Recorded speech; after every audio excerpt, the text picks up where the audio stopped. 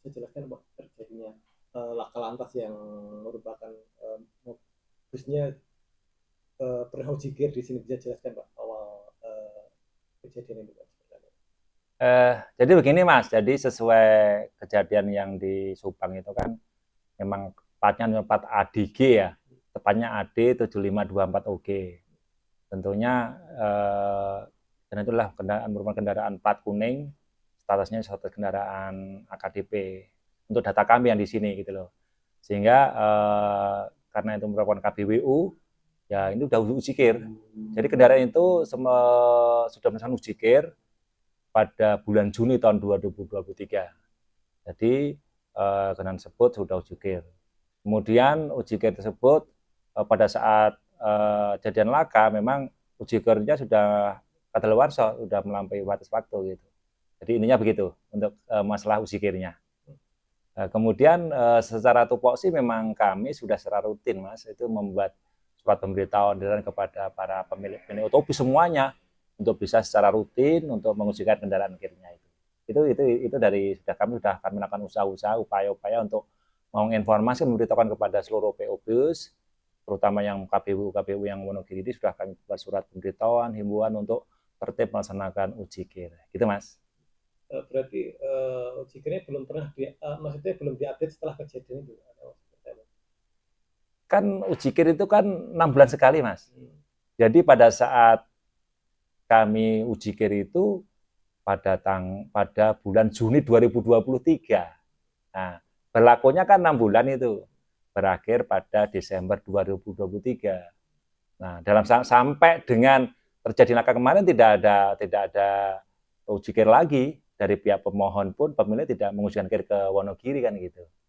Nah, walaupun kami sudah melakukan upaya-upaya pemberitahuan kepada seluruh pemilik bus ini untuk mengujikan kendaraannya kir itu. Yang diuji itu apa saja itu Pak kir itu? Kir itu kalau ini ya kir itu teknis ya. Jadi uji kan ada dua tuh, ada uji teknis dan laik itu loh. Jadi tentang kendaraan itu sendiri. Kalau saya detail itu ya uji ya pamannya ada tentang distrik tentang rem, kemudian masalah apa itu emisi itu, kemudian ya itu tentang itu aja yang sing terutama diuji kir gitu. Jika kir itu kemudian tidak diulang lagi, resikonya apa? Ya diulang lagi dong. Misalnya kan lolos tuh uji kir yang berikutnya, resikonya apa? Loh, itu kan jadi kan rutin 6 bulan sekali. Otomatis kewajiban dia itu selama 6 bulan itu kan juga harus uji kir. Di mana uji kir itu adalah untuk mengetahui istilahnya kelayakan kendaraan itu Mas. Kan gitu. Itu sudah diperhitungkan lah, jadi kena selama 6 bulan itu sudah aturannya 6 bulan itu jadi itu. Sehingga harapan dari semua penilai itu harapannya kalau masuk uji kir berkali 6 bulan selesai ya harus uji kir lagi. Biar untuk ngecek kendaraannya gitu. Jadi kelayakan itu semata-mata tidak hanya menguji kir, tetapi di rumah itu para pengusaha juga harus setiap kali ngecek kendaraannya kan itu, masalah mungkin masalah remnya, masalah yang lain-lainnya, masalah roda, masalah ban, masalah setir. Masalah itu kan kewajiban dari pemilik Mas untuk merawat kendaraannya. Nah, dari pemerintah Mas itu uji kir itu apa berkala 6 bulan sekali itu melakukan uji kir. Berarti kalau kirnya itu tidak dilakukan, ada kemungkinan ini tidak standar. Bahasanya kalau tidak dilakukan, lah tergantung Mas. Kita juga belum bisa untuk kalau tidak dilakukan juga belum bisa terjadi kecelakaan terjadi apa dulu kan gitu loh. Tapi harapannya dengan rutin 6 bulan itu harapannya itu kendaraan itu layak itu loh Mas. Bisa kita cek sedini mungkin itu loh. Nah, jadi kami tidak bisa langsung mendiagnosanya lambat langsung itu kecelakaan tidak bisa Mas. Jadi kacamata kami, suatu posisi kami adalah kami melaksanakan uji kir setiap 6 bulan sekali biar motor kita mau layak dan sebagainya itu. Apakah kalau tidak uji kir dipastikan itu tidak layak? Loh, ya, kan kacamata kami, Mbak, itu kan sudah diatur dari peraturan ya. Artinya untuk mewujudkan data bahwa mobil itu layak, kan harus punya data, Mas. Datanya uji kir itu. Kami menanyakan, oh motor ini layak jalan atau tidak, toh. Salah satunya sumber datanya adalah uji kir itulah, untuk menunjukkan kelayakan jalan. Pak, kalau dilihat dari fisik, misalnya orang dari lewat itu sedih nggak bahwa itu sudah lolos uji kir? Wah, itu perlu keahlian khusus Mas. Karena namanya kami juga secara tajam tidak begitu anu ya, tapi ya semua kami harus bicara data ya. Tidak boleh berkira-kira, oh motornya nanti tidak bisa. Bukan maksudnya gini Pak, misalnya ada di jalan, itu misalnya petugas baik Dishub maupun polisi tahu nggak bahwa ini tidak layak gitu. Sebenarnya tapi untuk mempertanggungjawabkan ya itu harus dicek Pak. Ceknya ada yang anu plakatnya itu. Kan itu ada cek ya, ceknya itu kan cek sini Pak, cek uji kir dulu. Jadi loh, uji kir tetap mengecek kelayakan. Jadi situ bisa saja di uji kir itu tidak layak. Burime sing ndak nyanda, buh apane perubahannya wis gundul, itu tetap dikembalikan.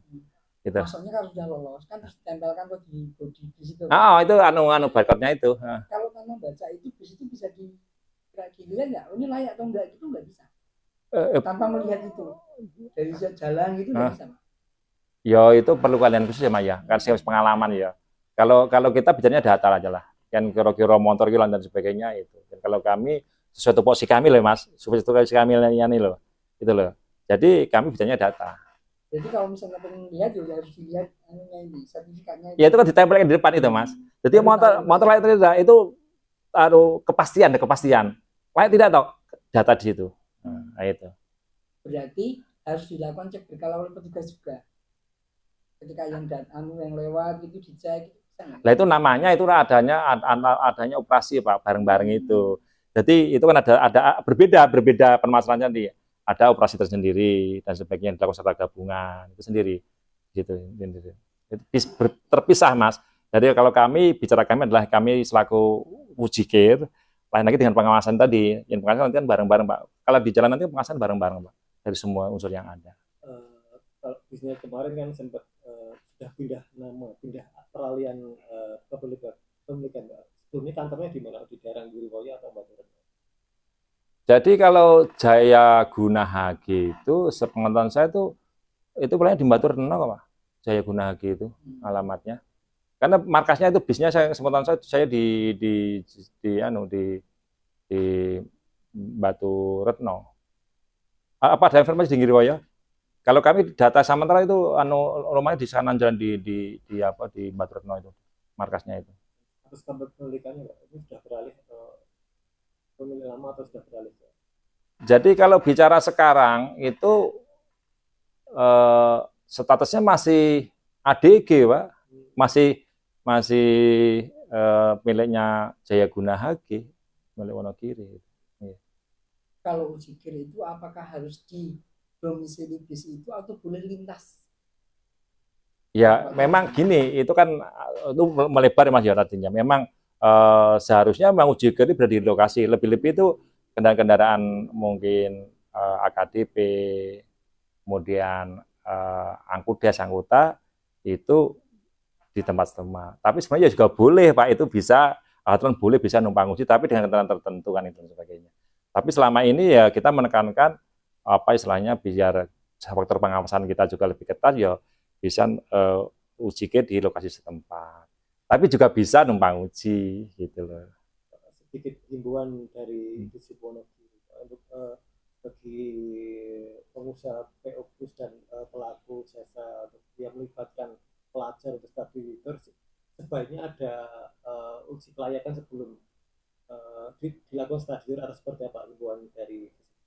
Kalau begini, kalau saya sementara fokus kami adalah masalah KBWU-nya. Kendaraan bermotor wajib ujikir. Itu kami sudah berulang kali membuat edaran, membuat suatu himbauan untuk secara rutin mengujikan kendaraannya. Itu himbauan kami, sudah. Kami kirim semua langsung kepada PO bus yang ada di Wonogiri. Kan KBWU kami kan ADG Mas, yang di luar ADG kan bukan merupakan KBWU kami gitu. Jadi kami menguji kendaraan-kendaraan khususnya yang di sini itu yang part-part dari ADG dan sebagainya. Oke.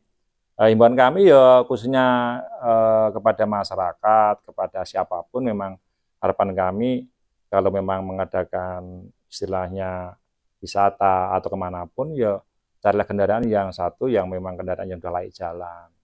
Kalau itu kendaraan wisata yang sudah biasa legal dan juga punya perizinan begitu, harapan dari kami dari pemerintah kan begitu. Sesuai dengan kemarin arahan-arahan dari Pak Menteri dan sebagainya kan begitu.